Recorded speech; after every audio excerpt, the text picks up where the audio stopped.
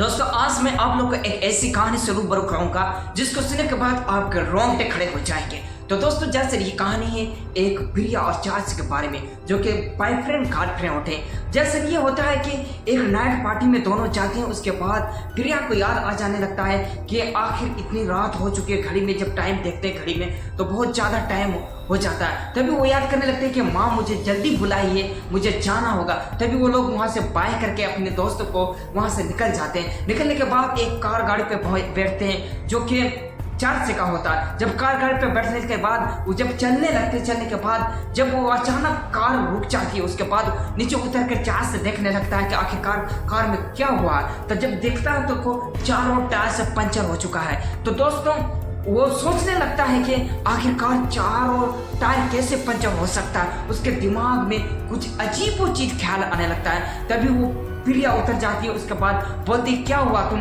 ऐसे क्या देख रहे हो, ऐसा हुआ।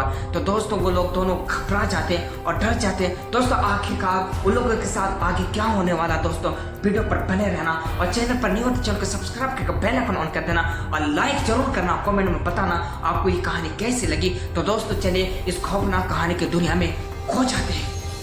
रावणी रातें पार्ट 1। वो चंद्रग्रहण ब्लड मून की रात थी। चंद्रग्रहण तब होता है जब चंद्रमा पृथ्वी की छाया से होकर गुजरता है। ये केवल पूर्णिमा के दौरान होता है। कहते हैं उस रात पूरी शक्तियां बेहद ताकतवर हो जाती है। प्रिया ने इस बारे में अपनी माँ से कई कहानियां सुन रखी थी, मगर वो नहीं जानती थी कि आज की रात उसके जीवन की इतनी भयानक रात होगी जिसे वो चाहकर भी कभी भूल नहीं पाएगी। प्रिया के दोस्त शिखा ने आज रात अपने घर पर पार्टी रखी थी। शिखा का घर हिमाचल से शहर की आबादी से दूर एक जंगल में पड़ता था। प्रिया अपने दोस्त चार्ल्स के साथ आज शाम अपनी माँ के बार बार मना करने के बावजूद शिखा के घर पर चली गई और प्रिया की माँ को जिस बात का डर था वही हुआ। पार्टी में मौज मस्ती करने के दौरान कब रात होगी प्रिया को पता ही नहीं चला। प्रिया बोलने लगती ओह माय गॉड, चार्ल्स से रात के 12 बज रहे हैं, माँ बेसब्री से मेरा इंतजार कर रही होगी। चार्ल्स से बोलने लगता है कम ऑन प्रिया, तुम अब बड़ी हो चुकी हो लेकिन तुम्हारी माँ को तुम अभी भी छोटी बच्ची नजर आती हो। प्रिया बोलने लगती मैंने माँ को प्रॉमिस किया था चार्ल्स की मैं 8 बजे से पहले ही आ जाऊंगा, अब चलो भी। चार्ल्स से बोलने लगता चलना तो पड़ेगा प्रिया, नहीं तो तुम्हारी माँ कल मेरे घर पर आकर मेरा घर गुस्से से आसमान पर उठा लेगी। प्रिया और चार्ल्स अपने सारे दोस्तों को बाय कर घर से बाहर निकल आई। चार्ल्स ने ड्राइविंग सीट संभाल ली और उसके बगल में प्रिया बैठ गई। चार्ल्स से कार स्टार्ट करके धीमी गति से चलाने लगा। उन दोनों को आधे घंटे का सफर तय करना था और इस आधे घंटे के सफर के दौरान रास्ते में सिर्फ घना जंगल ही था। उनकी नजर घने जंगल के बीचों बीच बनी हुई सड़क पर दौड़ रही थी। प्रिया के मोबाइल पर बार बार उसकी माँ का फोन आ रहा था। चार्ल्स बोलने लगता तुम कॉल रिसीव करके क्यों नहीं देख लेती। प्रिया बोलने लगती माँ का फोन है। चार्ल्स वो फोन पर भी स्टार्ट हो जाएगी। चार्ल्स से बोलने प्रिया तुम्हें कॉल रिसीव करके सुनना चाहिए कि वो आखिर कहना क्या चाह रही है। प्रिया बोलने लगती तुम अपने ड्राइविंग पर ध्यान दो, जल्दी से घर पहुंचा दो, 20 से 30 मिनट की बात है, घर पर जाकर माँ की डांट आराम से सुन लूंगी। प्रिया की बात सुनकर चार्ल्स मुस्कुराने लगा। अचानक चार्ल्स की कार हिचकोली खाते हुए एक झटके से रुक गई। प्रिया बोलने लगती क्या हुआ चार्ल्स, तुमने बीच सड़क पर कार क्यों रोक दी। चार्ल्स बोलने लगता कार रोकी नहीं बल्कि अपने आप रुक गई और अभी ये तो बाहर जाकर देख कर ही पता चलेगा। चार्ल्स से कार से बाहर निकलकर टायर चेक करने लगा। उसने देखा उसकी गाड़ी के चारों टायर बुरी तरह से पंचर हो चुके थे। कार के चारों टायरों को पंचर देख चार्ल्स के चेहरे पर चिंता की लकीरें झलकने लगी। चार्ल्स के चेहरे को देखकर प्रिया भी कार से बाहर आ गई। प्रिया बोलने लगती क्या हुआ चार्ल्स, यूं आंखें फाड़ फाड़ कर तुम टायरों को क्यों देख रहे हो। चार्ल्स बोलने लगता कुछ समझ में नहीं आ रहा है। प्रिया गाड़ी का एक टायर पंचर तो हो सकता है मगर चारों टायर कैसे पंचर हो गए। प्रिया बोलने लगता डोंट वरी, इसमें कोई टेंशन लेने की बात नहीं, मैं शिखा को फोन करती हूँ, वो किसी न किसी को भेज ही देगी। प्रिया मोबाइल निकाल कर शिखा का नंबर डायल करने लगी मगर मोबाइल में नेटवर्क गायब थे और यही हाल चार्ल्स के मोबाइल का भी था। उसके मोबाइल के नेटवर्क भी गायब थे। वो दोनों घने जंगल में भयानक वीरान में खड़े हुए थे। अचानक से कुत्तों और जंगली जानवरों के रोने की आवाज चारों ओर गूंजने लगी। प्रिया चौंकते हुए इधर उधर देखने लगी। एक साथ जंगली जानवरों के रोने की आवाजें अजीब अजीब ध्वनि पैदा कर रही थी। प्रिया की नजर जब आकाश पर गई तो उसने देखा चंद्रमा का रंग रक्त जैसा लाल था। अचानक प्रिया की नजर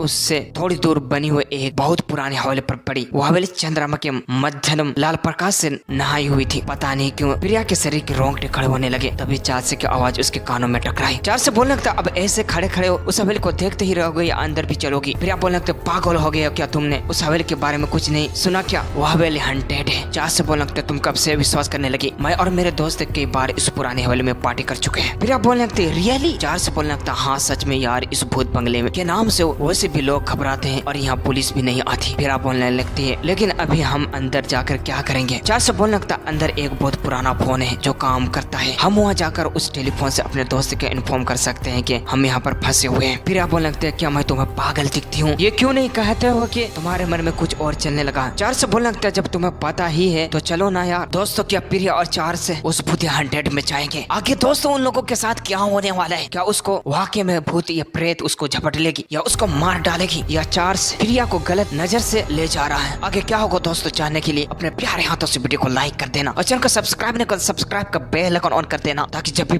वीडियो डालूं तो सबसे पहले आपके पास पहुंचे। तो दोस्तों तब तक के लिए टाटा बाय बाय, मिलते हैं पार्ट 2 में।